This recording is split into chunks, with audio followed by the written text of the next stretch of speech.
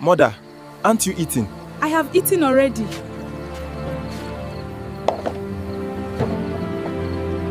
Mama, I know you have been drinking only water just for us to eat well. Every night, Mrs. Nwoko told the same lie to her children.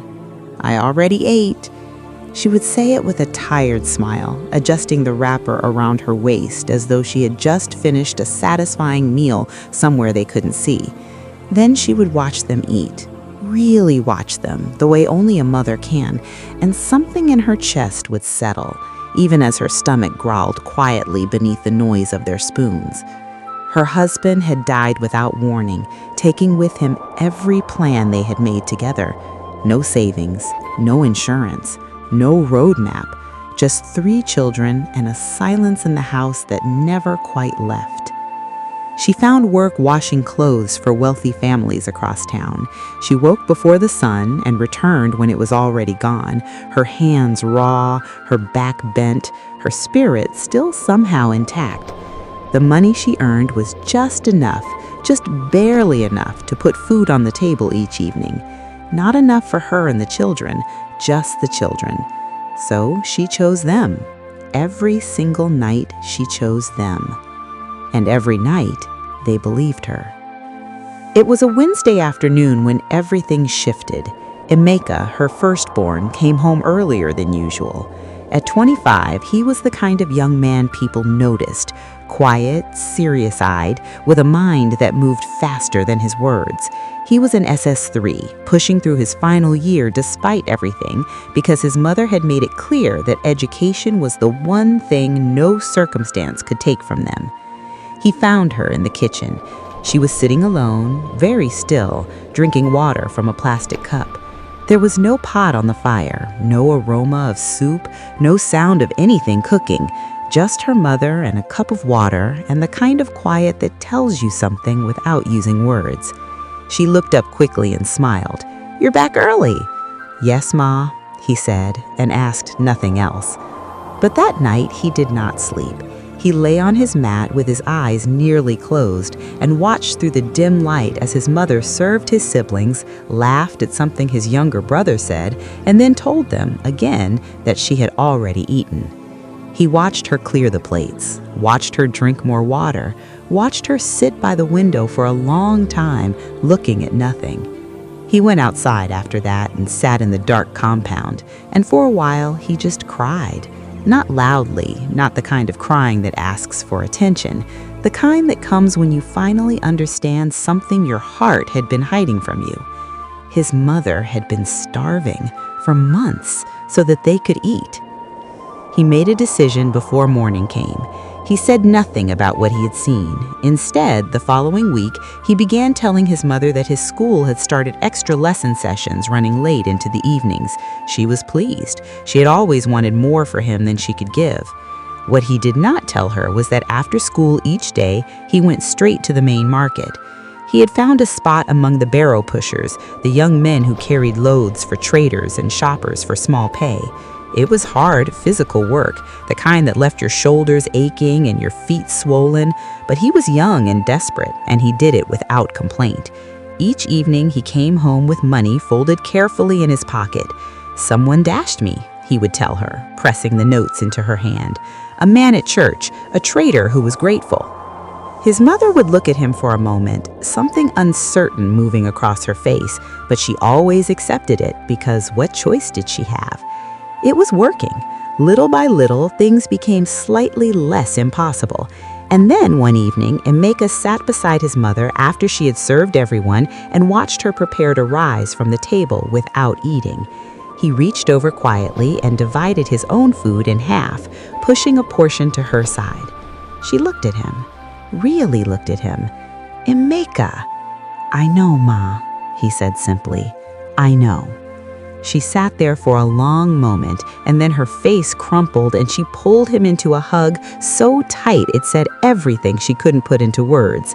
She ate that night, and after that, she ate every night, because her son made sure of it, guarding the ritual gently, never making it feel like charity, always making it feel like love. He told her later that he was doing assignments for classmates who paid him. She smiled and called him clever. She never asked too many questions because the food was there and her son was there, and sometimes hope is enough reason not to dig too deep. Then came the injury. It happened on a busy afternoon at the market. A wealthy man's daughter, a young woman dressed in a way that said she had never carried anything heavier than a handbag, was moving through the crowded lane when a loaded cart came loose on a slope and swung toward her without warning. Emeka dropped everything and pushed her out of the way. The cart caught him instead. He lay there for a moment, breathing through the pain, watching the girl he had just saved stare down at him with wide, frightened eyes. Around them, people fussed and exclaimed. Someone helped him up. He told them he was fine. He told himself he was fine. He limped home that evening, changed his clothes, and said nothing. His mother noticed immediately. Mothers always do. She asked him twice, then 3 times, studying his face, watching the way he moved. "I'm fine, Ma, just tired." She did not believe him, but he held the lie firmly, and eventually she let it go because she trusted him the way children trust their mothers, completely and sometimes unwisely. For 5 days, Emeka went to work with the injury wrapped under his school uniform. He told himself it was healing. He told himself he couldn't stop. If he stopped, the money stopped, and if the money stopped, he knew exactly what his mother's evenings would look like again. So he carried the pain the same way she had carried hunger, quietly and with great love. On the 6th day, they brought him home. He was not in his school uniform. He was in his work clothes, the rough, worn things he changed into at the market, and 2 men were supporting him because his legs had given out. He had collapsed under the weight of a load, and the injury that had been quietly worsening for nearly a week had finally made its full announcement. Mrs. Nwoko's knees nearly gave way when she saw him. She knelt beside her son on the ground and held his face in her hands, and the tears came in a way she hadn't allowed herself in a long time. All those mornings she had thought he was in school, all those evenings she had accepted the money without asking enough questions, the weight of what he had been doing and hiding pressed down on her at once. She used every last naira she had to get medicine from a nearby chemist. When she returned, there was nothing left for food. Emeka, barely lucid, called his younger brother over and quietly directed him to a folded cloth in the corner of the room where he kept an emergency amount hidden. The boy retrieved it without a word and went to buy food.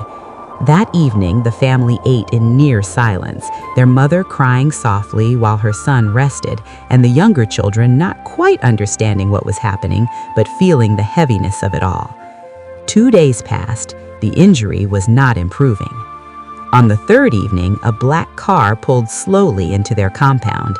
It was a large car, the kind that did not belong in their street, and when the doors opened, a broad-shouldered man in a traditional chief's attire stepped out, followed by a young woman whose face Emeka would have recognized instantly had he been awake. Chief Okafor had been looking for the young man since the day of the accident. He had sent people to the market, asked questions, followed threads. Someone had finally pointed him here. He stood in the small sitting room and looked at the boy lying on the mat, the exhausted mother, the sparse walls, and he understood, the way powerful men sometimes do, when they allow themselves to look honestly, what sacrifice actually looks like. He saved my daughter's life, and then he went back to work with a broken body because he had a family to feed. He shook his head slowly. We cannot leave things this way. Emeka was taken to a proper hospital that same night, a good one with clean sheets and real doctors and medicine that worked. 7 days later, he opened his eyes fully and stayed awake. Chief Okafor came to see him before he was discharged. He sat beside the bed and looked at the young man for a long time before he spoke. "What do you want to do with your life?" "Tech," Emeka said without hesitation. "I want to build things, software. I already know a lot, I just don't have the tools." The chief nodded slowly. When Emeka was finally brought home, healthy, walking on his own 2 feet, his mother was standing at the door.